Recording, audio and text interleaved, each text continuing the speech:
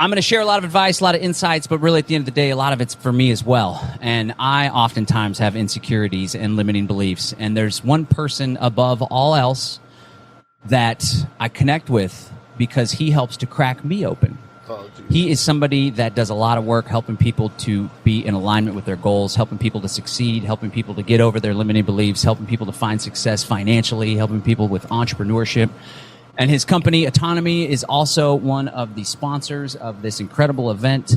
So we are going to spotlight Mr. Grove there. There's Mr. Richard. And let me ask you to unmute yourself there, sir. Good morning, Johnny. How's the Zoom working for you? How are you? It's working great. That's fantastic. Hold on. Check. Triggering of complexity has begun. Yeah. We are all in growth mode. That's another reason why I like him. Because he's always like, everything's going to be all right. So we got a little echo mode here, but I'm going to let you take it away there, Mr. Richard. And I want to thank you again for being a sponsor of this event. And we're really excited to hear what you have to say because you always add so much to the work that we're doing. Well, I appreciate it, John. And I've dealt with your echo mode before. So if you guys see me get distracted by it, it's triggering my complex. I don't hear it right now, but if I pull my earbuds out, that happens from time to time. Good morning, everybody. I'm really pleased to see you guys all assembled there. I was watching early on the live stream, watching you guys all come into those nicely assembled tables. Very professional setup down there in Bastrop, and exit and build 3. I expect nothing less than excellence. I'm welcome. I'm sorry I couldn't be there. If I was there, this presentation wouldn't be a thing. I just finished it last night for you. I have a half hour. That's my biggest stress because I'm used to speaking on these topics for longer periods of time. If all goes well, we'll end up at the end with a nice introduction for Patrick Wood to follow on after John introduces him. Technocracy Rising. We got to learn about what is reality first. So we're going to go through a couple different aspects today. We're going to get over here to some slides. And if I click this button right here, we should be able to kick off. Welcome, everybody. Land Summit. Ooh, day 1. We got a lot of exciting things to unfold. All right, so moving ahead. I want to thank you guys all for assembling. You have your heart's delight. You know, you have a cornucopia of content. All these creators coming together for your benefit. Sorry that Curtis got hung up at the border. He's still going to do a virtual presentation. I'm excited to see that. He hasn't left Canada in 3 years. He needs more practice getting out of the country there. So between Jack and Nicole and Derek and everybody who's going to be here, Miriam, thank you for the meditation. That was useful before doing a presentation like this. I very much appreciate it. So I just want to set the tone and say thank you to everybody here. My name's Richard Grove. Many of you probably don't know me, so I'm an introvert. And, so it's a challenge to get up and talk about myself. So I'm going to get past my challenge after this part by serving you guys, giving you something that most of you, almost all of you did not come to the conference with, but you will leave with. You'll use it every day for the rest of your life. It's going to be very, very useful, and you're going to be surprised you didn't have it. It's going to be kind of obvious. I started my career going to public school. I went to university. I got into corporate world. I was a software sales executive, and then I ended up becoming a whistleblower in between time. I was working in New York City. I used to work in the World Trade Center. I was there on 9/11. That started my inquiry. Slow waking up to facts of reality. A couple years later, after being a pro se litigant, I started a podcast. Peace Revolution. 9/11 Synchronicity was my first podcast. It gives you some ideas into the facts of 9/11 that are lesser talked about. So that was my first foray into the active literacies of trying to share my experiences and what I had learned. I then made a podcast called The Peace Revolution. It went on for 93 episodes, and it tells you the history, evolution of all the ideas we're going to try to unfold in these 30 minutes. So if you need a longer form version, the Peace Revolution podcast is your $1 million education. And then currently I do the Grand Theft World podcast every Sunday night. It's as opposed to history, I deal with real-time current events, and then we juxtapose it to the history, the artifacts, the evidence to give people a contextual view of what's going on in the world. I later applied my entrepreneur skills to the audience because a lot of people were having trouble paying bills, bringing in money, making their offer to the world. I said, this is an easily solvable problem. So I created the autonomy course. And then from that, some graduates were so excellent. They wanted to be freelancers. We created a marketing and digital consulting agency called Autonomy Unlimited. And because of those things, I'm proud to be a sponsor of this event. And I love to support John and Derek and everybody on stage. These are all colleagues of mine. I take inspiration from them. So it's a pleasure to be able to bring it full circle, to make an offer to the world and have enough that I can give back and be able to make sure you guys get the paramount experience. I also want to thank John and Rebecca, and I would like to say what's up to DJ Autonomous, Joshua Hale, my executive director for Autonomy, is your DJ for this weekend. This title, this talk, we're going to title it, Take a Sip of Coffee Before We Talk. Exit the Matrix and build a better world. Now, we've all heard this term, exit the matrix, and I wrote it in this font. It's called Roboto. No, not Roboto. Magneto. That's been a thing in the news this past week.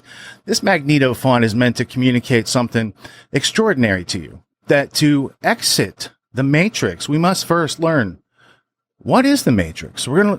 It's not going to be a cliche. It's not going to be like a rehash of the movie, but I think you guys are going to dig it, because only by understanding what is the matrix can you exit the matrix and start to build in your own reality. Learn how to write your own script in life. Now, some of you, probably none of you in the live audience, some of you in the virtual audience, this truth might be a little, in your face. I only have a half hour. I got to make some serious points. I have to lay out cases and evidence and artifacts. I have to give you something substantial to be incredulous about so you can dig in. So can you handle the truth? I think you can. Jack Nicholson, not so much. I stand on this wall. I look out at the landscape. I'm going to reflect back some of these things I've viewed over the past 20 years. Here's a little summary.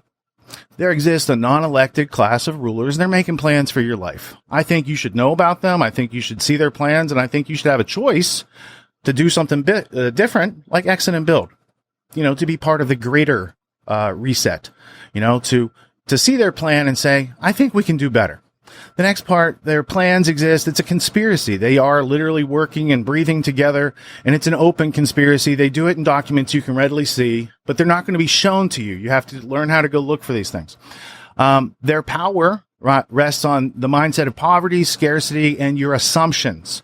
When we assume things, when we don't use our quantum computer between our ears, right? This is a land summit. We're going to talk about the real estate between your ears, because when you don't control that, they control you.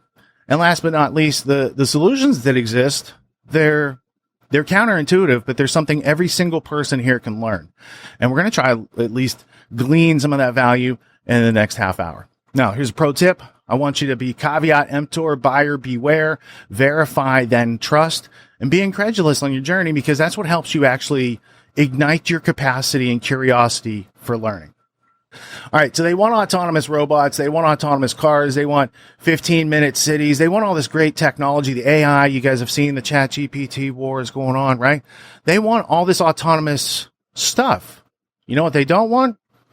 They don't want you being autonomous. They don't want you knowing how to use your quantum computer and your natural intelligence. They want you to stay there flaccid, demoralized until they figure out their quantum computing situation to control you. You have a chance. We all have a chance. And it's a beautiful thing. So the Matrix, what was it? It was a simulated reality. It is not reality itself. We have to learn to discern. In our quantum computer, what it does is compare and contrast. And when they censor and take information off the scale, we can't do that effectively. So we have to just learn how to move forward. And if we stay in that simulacrum, it's a terrarium of dependence on the state and a whole bunch of other authorities that don't deserve your respect or obedience. Now, Morpheus has this longer quote, but basically he's just saying, you can feel it when you go to church. You can feel it when you pay taxes. It's the world pulled over your eyes. It's an unreality. So if we want to exit the matrix, we want to exit unrealities. We want to take unrealities between our ears and have them exit. and then we're going to take new things that exist and we're going to put them between our ears. We're going to be all fine, because this is the essence of control. It's not through cages and spears and chains anymore. It's through people believing things that aren't true. It's very easy to resolve this problem. I teach people about this all the time. So let's dig into it. The tyranny, the despotism, they're all built on unrealities. So unrealities justify force against reality. They cannot win on the terms of integrity, morals, ethics. They can't take that high ground. They have to have a monopoly on force. They have to use violence and coercion. From my aspect, freedom is contained in three parts: intellectual self-defense, physical self-defense, and non-aggression. That means we don't use violence or coercion or fraud or deception to make our way through the world, because that infringes on other people's rights. Those of us who realize that, we like to work together, because the world's a crazy place, and there are non-secular anti-humanists out there who are very much acting as socio and psychopaths. So we want to learn how to stay away from them, create a parallel society, have our own understanding that's working and delivers consistent results in the world. So what happens if you build anything in an unreality? Let's say you decide you exit, but you don't know how to discern reality. So you're going to start building maybe unrealistically in unrealistic forms and all these sorts of things. When unreality creeps in, what happens? We experience a loss in freedom. And also, if you look at any of your fears, they are also directly tied to a loss in freedom. Do they use fear to control us? Oh, this is an interesting dynamic. What dispels fear? It would be like an antidote. If we learned how to learn, metacognition, learn how to learn anything, and then apply that to your goals and means, we could do anything we want to make this game obsolete anytime we want. But we have to do it in larger numbers. So people are lost, they're confused, they're demoralized. If we could define reality and then we could exclude unreality, all we'd be left with is success. If I can help you identify the obstacles and excuses between you and your goal, all you're left with is success if we remove those. So it's like it's not even like calculus. This is plus minus. We have this. If we subtract this, we're left with this. This is what we want. Great. Let's learn how to discern between reality and unreality, because it's going to get more complex as AI enters this landscape, right? The digital fakery of it. But let's just learn like the stuff we should have learned maybe in first grade. Unrealities on the left, realities on your right. If we're exiting from the unrealities and we're going toward the realities. Now, I might not be pointing the right way on screen. Maybe we need to point that way, but you get the gist. Dependence is an unreality. Mainstream media purveys unrealities. GMO is a thing that masquerades as food and hides in your grocery store. It's an unreality.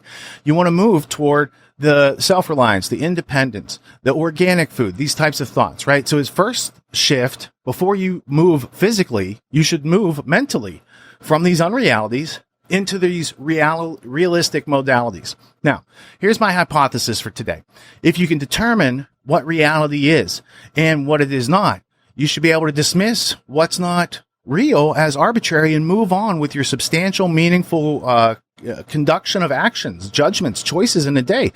The inability to do this is the non-expression of freedom itself. So before we can exit and build, we have to have an opportunity to educate ourselves on the landscape, the terrain, internal. Who are we? And, who am I? And what is this environment? And once I synchronize those two, I can take actions with predictable outcomes that lead to my satisfaction.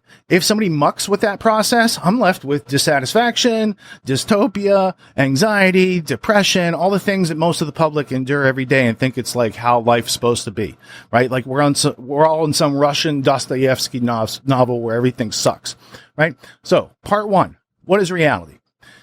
If there's a they, and we'll talk about that in part two, so that's my teaser. If there's a they that controls this status quo, they desperately want you to be ignorant of what follows here. Because if you learn this, they lose their control. They're not going to get a text and find out. They're not going to see their stock prices drop today. But these seeds are being planted and they will sprout, because this is how it works. By the way, their power depends on unrealities. So by doing this, we can dissolve that. And I think that's a gift worth giving you. And I think it's going to be simple enough. You could probably give it to other people. So the next 7 slides, I'm going to give you like a mini autonomy lecture in the next 7 slides. I know it might be a bit dry, but when you realize the purpose for which I'm doing this and what the effect is on your future, I think you'll dig it. So let's jump in. Defining what is reality. If something's real, It exists. It's tangible, right? These things exist. They can be measurable. You can see them with your 5 common senses. We can sense them and communicate in a meaningful way about it. Traditionally, we ask the 5 W's plus how. Who, what, where, when, why, and how. And those 6 ingredients or 6 coordinates can give us a picture of something in reality. And this has been the way that human knowledge has been built for thousands of years until the 1900s, when they decided to start changing around these things for some reason. And we'll get to that too. So, 6 points of information give you the location of something in 3-dimensional reality. This used to be the context of journalism and any type of knowledge transfer. What's the 5 W's plus how as a starter? That's the starter. That's the prerequisite. It is no longer even a component in what is pervaded as journalism today. So we as individuals, we need to understand these things. We need to be fluent and conversant in these 5 W's plus how. Now let's take it a step further. These used to be hallmarks of journalism. They're actually, there's 6 questions, right? 6 questions. And what do the 6 questions relate to in reality? The law of identification. This is a primary component of logic and reason, and we weren't taught in school, but it is necessary to be a mature, upstanding adult with integrity. So let's learn these things. Who? That's the identification of the person. What is the identification of the subject? Where is the identification of the place? Why is the identity of the reason? What is the reason behind the thing? Sometimes that gets complex, that question. When? What is the identity of the time? Usually that's pretty, like there's a time code in the video. We can see, or there's GPS coordinates tied to that. We can see that, right? These are tangible things. How? This is the identity of the method by which it was done. These are important questions to have. And if you can't answer these 6 questions about any general topic, you don't really have knowledge. You have assumption. And that's where we can start to identify our unrealities, move them out, kick them to the curb. So let's get a working definition. And this is the thing that, raise your hand if you came into this conference with a working definition of reality that you can communicate to others readily, define the situation, and move forward. Anyone? Yeah, I missed that day of school too. So as adults, maybe we should leave today with having this and move this understanding and gain experience and skills and competence with it, because this is the defining factor between they who seek to oppress us and we who seek to be left alone and be free and exit and build. So let's go. Reality is every substance, action, relationship, and attribute which is, was, or ever will be. Now that's one way of phrasing it, but I'm going to say the same thing because this is the entire universe. Everything that we know as reality is in that sentence. And I want to point out that what we think of as reality is a series of words. So there's the metaphysics, that which exists, and then there's the epistemology, the words we hang on the things which exist. You know, cup, coffee, sustenance, feelings, right? So I'm going to move down. It's the same slide, but I'm just highlighting the next part of it. Reality is every noun, verb, preposition, and adjective which is, was, or ever will be. So it's the same sentence, but now it's using the things you know as English grammar, the parts of a sentence that are the thing, the action, the attribute, right? This is the existence. This is the reality aspect that we need to say, if it doesn't exist in this, between us, it doesn't really matter. Subjectively, we all have ideas, right? And that's part of our existence. But the shared reality where we use our 5 common senses depends on this definition right here. Let me say it one more time in different words. Same exact thing. Reality is every person, place, thing which has a time, location, and method of occurrence. It has to have existed in reality. We're not talking about the astral plane. We're not talking about modalities of quantum physics and multiverses. No, we're talking about this fence post right here on my property, and here's the evidence. These are the things that we need to adjudicate peacefully in the world. We need to know what reality is. We need to be able to stand our ground, and we need to be able to communicate with other people to enlist them to our cause. So without this definition of reality, it's very likely that many people, including ourselves most of the time, until you have this, you're working in an unreality. And what happens when you build an unreality? You get unsatisfying results. You want satisfying results? Simply tie your results to reality. And that's the challenge. That's the gist. So the 5 W's plus how, what is it? These are information points collected from our 5 senses. So if you can't sense it, it might be nonsense. And don't be afraid to dismiss things as arbitrary, as that's nonsense. There's no evidence to it. It's unidentified. Therefore, we can't study it. Dismiss as arbitrary. Get back to your goals for the week. What's your priority? What were you trying to do before you got distracted with this thing? It's a rabbit hole. And do you know how to exit the rabbit hole with finding reality? Because this is the exit of the rabbit hole. This is where people who were lost can now be found. So moving forward, let me check my time. I'm blowing out your time. Sorry. I'm going to get one part out of 3 in this. So we need this method of discerning reality. So you're going to have higher degrees of certainty, less risk, more reward, less entropy, desired outcomes, all these things that are elusive to people that they try to like pharmaceutical drug themselves into. These things are available, but you need methods. You need to be able to learn how to run your quantum computer effectively. Okay, so that's the gist. That's the big thing that they're hiding from you. And when I say they, let me just go through finishing observation for this part. It's a rigged game. So you can unrig it with learning. You're not going to unrig it by watching Netflix or Amazon or Bread and Circus or fantasy football. You need to know that there's been a game played against you. I've just enabled you to start playing the game because once you can discern reality from unreality, that's the big, linchpin that lets everything loose here. So moving forward, you want to be educated about the they. Now, you're going to hear some of this about the they when you get to Patrick Wood here in a few minutes. But when I thought of they, I used to just think it was, I watched Schoolhouse Rock. I thought it was the 3 branches of government, and it's limited, and the president's at the top, and there's accountability and checks and balances. And I was so naive because I believed. I had never looked or studied any of these things for myself. So part 2, we're going to very quickly just define the who. What's the difference between the United States government and the mafia or organized crime? Organized crime doesn't have a 15,000 or 12,000 hour indoctrination system to convince you that they're not organized crime. That's a shameless plug for the Grand Theft World podcast, Sunday nights, 9 p.m. live. It's where we cover the news of the week. All right, so schooling is not education. They changed it. And what does it do? Systematically, it punishes curiosity. It breaks free will. It instills obedience to authority. And these are not any aspects of education. So schooling is what education looks like. If you pull out the free will, you amputate the curiosity, and you basically disable the individual so they can be programmed. It's the same way they train fleas, by breaking their will. So dystopian effects are desired from the process, and freedom. Richard. Yes, John. Hey, I just wanted to let you know we're going to go ahead and give you your full time, so we're trailing 10 minutes behind. Cool. Thank you, sir. So you got till 10:10. You're doing a great job. Give it up for Richard Grove, ladies and gentlemen.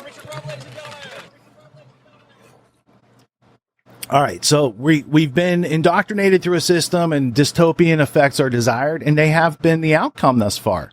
So on the other side of the scoreboard, they're winning because we haven't shown up. We haven't learned how to play the game. We haven't applied ourselves. We haven't tried our hardest yet. And I think that's an element of our society, is that many of us are demoralized or dissuaded from taking action because we haven't learned how to try our hardest. We haven't learned how to engage in some learning curve where we get to the part we want to quit and we just don't. And you keep going till you get some returns, and then you get satisfaction. And when you know that about yourself, it's like an internal rite of passage.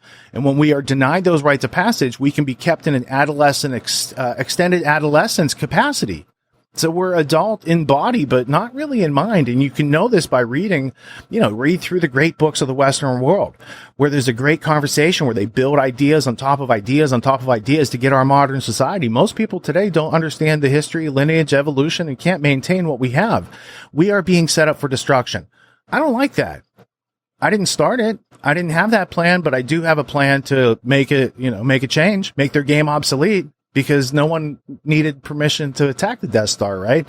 We just needed to see it for what it was. And once people can see the Death Star for what it is, the rebel army grows, so to speak, metaphorically speaking, because we're all peaceful people here and we're about nonviolence and just leave us aloneism. So let's keep moving on. Schooling's not education. They wouldn't educate the people that they ruled over, but they would school them. And this has gone on for thousands of years in different flavors. It's really changed over the last 100 years in America. So who are they? We want evidence. We want it beyond doubt. Where do we start? Well, there's a famous book. It's real big. It's big and thick like this. It's called Tragedy and Hope, A History of the World in Our Time by Carol Quigley. And it was banned. It was the plates to print it were destroyed from 1968 until 2004. So when I discovered this book, I was like, what is it about this book that they had to take it off the market? And I had heard some rumors. So I got a first edition and I started myself doing a little reading because they did teach me in school how to read and write. And because they taught me how to read and write, I was able to consume something like this. And there's big, juicy quotes, and I don't have time to read all the quotes today. But I need you to know that these artifacts exist, and that if you are incredulous and you read into them and explore, there is so much more to be learned on these topics. So, moving forward, here's a timeline over the past 200 and some years, 240 years, of the events. Now, some of these events are very familiar to you. The American Revolution, War of 1812. There's some events that went on around the world that we're not taught about in school. And when you follow this ominous chain of events, a group of internationalists who could not beat us militarily sought to undermine the political, statecraft, economics, and education of this country to change the attitudes, values, behaviors, and beliefs to be in line with collectivism, which is the opposite of what America was founded on, and essentially is a way to kill America. If America was so weak, it wouldn't still need to be killed right now. But starting in 1921, we had a foreign implantation. Our former enemy implanted an enemy base in New York City called the Council on Foreign Relations. A council is a Soviet, by the way, but they couldn't call it the Soviet on Foreign Relations, so they call it a council. And they couldn't call it the Royal Institute for International Affairs, so they call it the Council on Foreign Relations. Now, here's a quote. Council on Foreign Relations is an American branch of a society which is originated in England and believes the national boundaries should be obliterated and one world rule established. Now, that's fact. That's Carol Quigley. That's the stated agenda of the Council on Foreign Relations. He studied in their archives for 20 years. All these sorts of things are out there. And yet, when these people are advising our presidents and statecraft and secretaries of state and these sort of things, you don't see them advertised as internationalists who want to destroy America, and yet they very much are. And their coterie and their cabal doesn't end there. There's many of these working groups then established after the British Empire decided to bring America back into the empire and take over the world. Now that's a, shorthand view of it. And if you want to cherry pick that, I've got the documents. I've got dozens of books on these topics in their own words, but we're not taught about these things. And so people like me have to take the time to read these books and make media. And, and luckily I had no corporate career after being a whistleblower. So it's all working out. The point is these verifiable things are very, very interesting. They have a tone, a pattern, a rhythm. It's like a type of long-term music for them. So you can see once you jump into a part, you can, here's a verse. This thing repeats. And here's another, it's like a stanza in a poem that is unocculting. It's educating you on their plan. If you just have the time to look at it or dig into the people who have already put in thousands of hours looking into these things. There does exist and has existed for a generation an international Anglophile network, which operates to some extent in the same way that the radical right believes the communists to act. In fact, this network, which we identify as a roundtable groups, has no aversion to cooperating with the communists because they funded them or any of the other groups and frequently does so. I know the operations of this network because I've studied for 20 years and was permitted for 2 years in the early 1960s to examine its papers and secret record. And then after he wrote the book, they said, you can't write that book, and they took it off the market.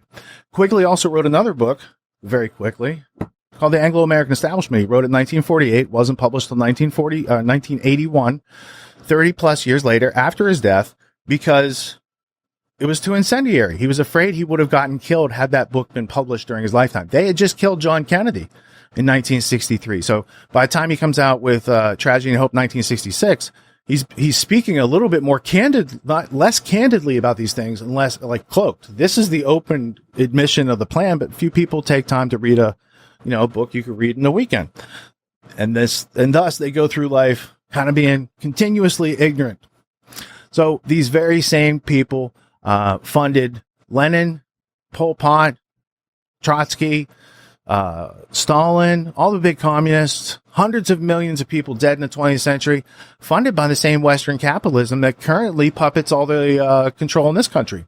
So they ran right before the pandemic, the same group of multi-generational internationalists ran four or five test events. I'm trying to read Discord and give a presentation. I shouldn't do that.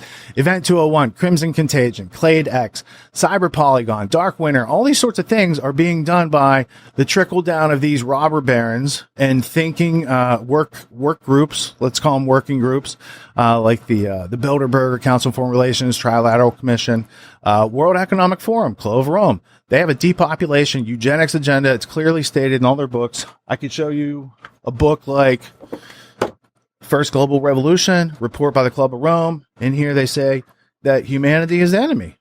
Right here. The enemy is humanity itself. These are anti-humanist people. So instead of thinking, well, that's conspiracy theory, think of it like this. What they want you to believe is here in this little ball. And everything that exists outside that, they want you to think it's conspiracy theory. It's outside of that little ball narrative because it's what can liberate you from that matrix. Learn what the realities are and what the unrealities are, and we exit the matrix. And therefore, we can build with confidence.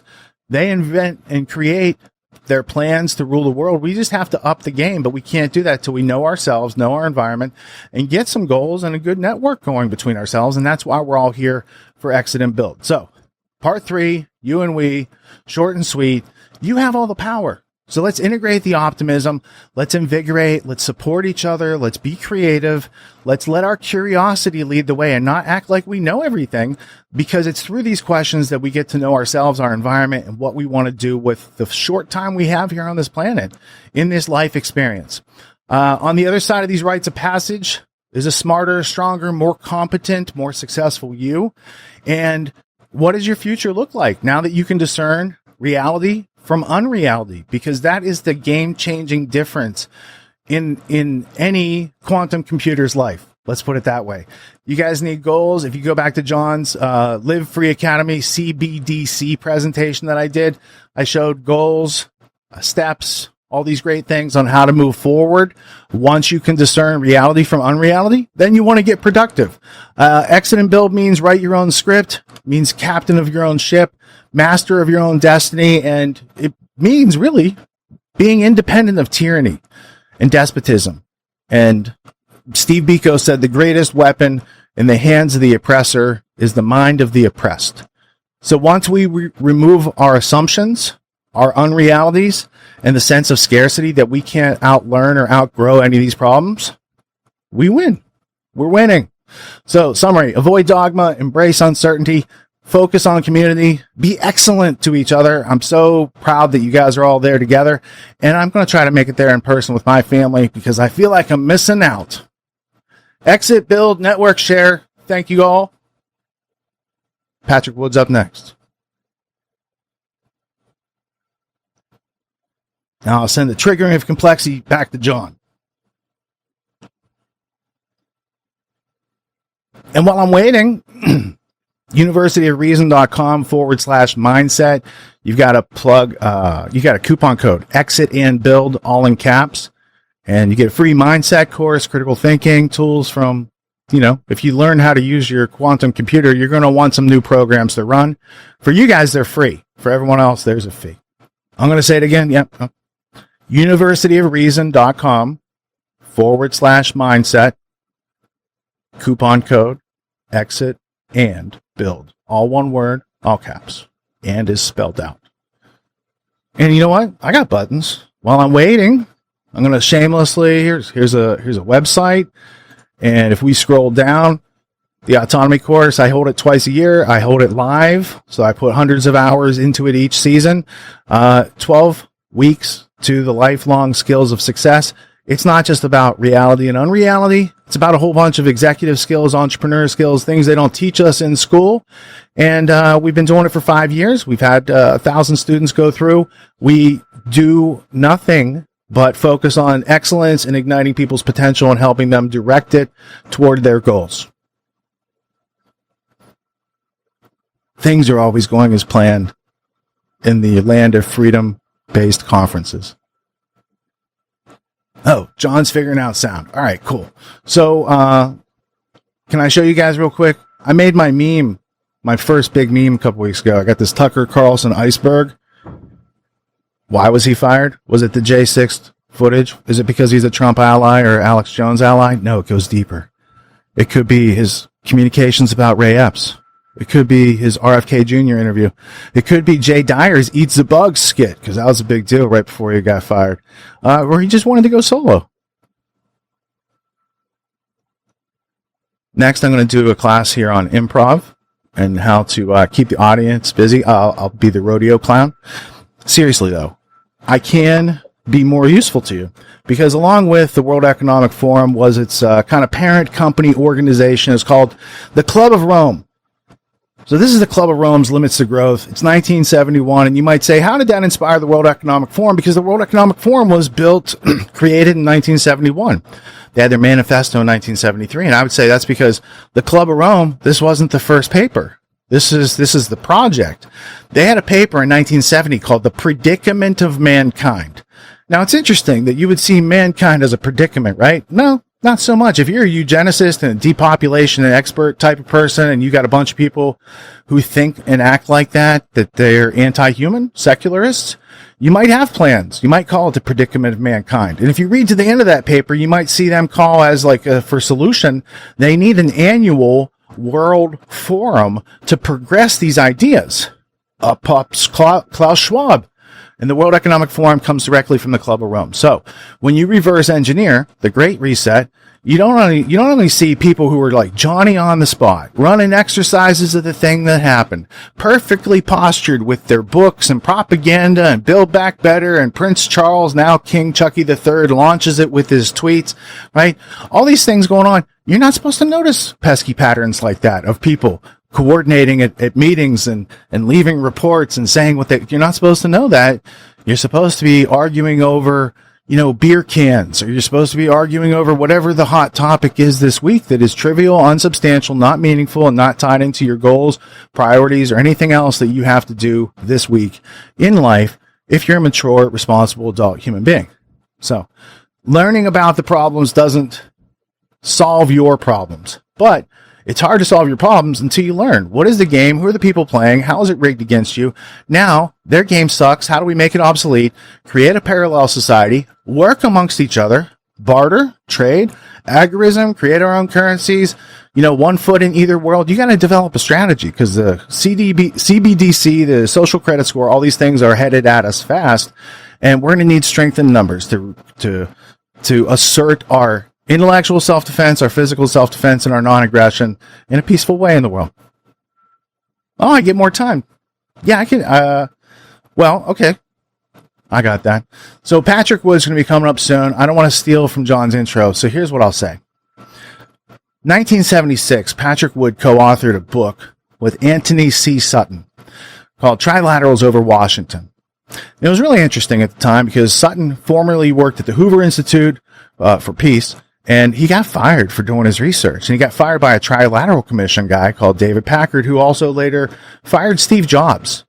So in this midst of, the Trilateral Commission is created in 1973 by David Rockefeller and Zbigniew Brzezinski. So Sutton picks up on this because he had done the studies on Wall Street and the Bolshevik Revolution, Wall Street and FDR, and Wall Street and Hitler, saying that Wall Street and the City of London had funded not only the Hitler regime, but the Soviet regime, the Communist Chinese regime, right? And later the Pol Pot, Cambodia, killing fields regimes, right? So Western technology, Western banking, Western elites were funding these things that the West then had to fight against. And it's brilliant military building up strategy to get a new world order. So in looking at how that unfolded, I was familiar with Anthony C. Sutton, but I was not yet familiar with Patrick Wood. And that was 1976. So I didn't know what he had done lately. And then I caught up with his work probably about 20 years ago. And I started reading more into it, seeing what his angle is, because he never stopped either. Like, he was doing these radio interviews with Anthony Sutton back in the 1980s or late 70s, and he just never quit. And then once I picked up on his work, I was a whistleblower. I'm trying to find out what wall of reality did I just bump up against, and why isn't it on my map? I find useful people who have written books like Patrick Wood. So then I finally had a chance to interview him. Probably about 2015, I met him at Ernie Hancock's place in Phoenix, and I sat down, did a 3 or 4 hour interview with him on his book, which is titled Technocracy Rising. So this is interview series on YouTube. He will not have 3 hours today to showcase his brilliance.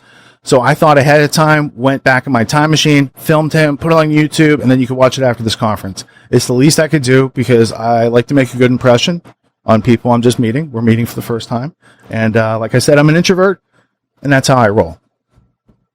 Is that enough time, John? Thank you, Joshua, by the way, for feeding me via Discord, because I'm in the dark here. I can't do a Al Pacino impression, but I could use 11 Labs. If you give me 5 minutes, I could just get YouTube and play the quote on a soundboard. But you get the gist. It's hard to fly in the dark. Over here, I got a window that says no signal. Check if my cables are properly hooked up. I'm going to ignore that. I'm going to take a sip. I'm going to just enjoy. Can I hear John? No, I can't hear John. Thank you, Joshua, for letting me know John's talking out there. Check. Richard, can you hear me? 5 by 5 with an echo. Okay. That's good. Double plus good. All right. Thank you so much there, Mr. Richard. We are triggering complexities left and right. We appreciate you, though, for winging it. Give it up for Richard Grove, ladies and gentlemen. And give it up for John. Thank you, Joshua. Peace. All right. Thanks there, Mr. Richard. And he's still there. There he goes. Look, he's all fancy. All right. Any last words, closing comments? Someone who's been waiting, procrastinating, like your Eric Furland or something like that last night, to say something at the end? Because otherwise, we'll conclude the Q&A, and I'll move to get ready for Grand Theft World tonight. I'll just say, even though I haven't been participating too much in the last season 8, over the last 3 months, I can say over the last 3 years, since joining Autonomy, it was a jump to light speed for me, and really opened my mind to opportunity and perspective into what's available, what I can do with my potential. I've gone from living out of a dinky little trailer to converting my own rig into my house. I have found employment through personal interactions with the students and body of Autonomy and Autonomy Unlimited. And so I was able to find employment. I was able to find freelance work. You can afford better food for Buster. He's saying thank you. That's what he's saying. He is. And I can afford better food for myself, and I can afford a better lifestyle for myself, and I can afford to do what I want to be doing with my time. And it's really that perspective shift, that mindset change, that education, that drawing out of what was in me that made this all possible. So it's been a great adventure ride with you all, and I look forward to meeting everybody who will be at PorkFest and continuing forward.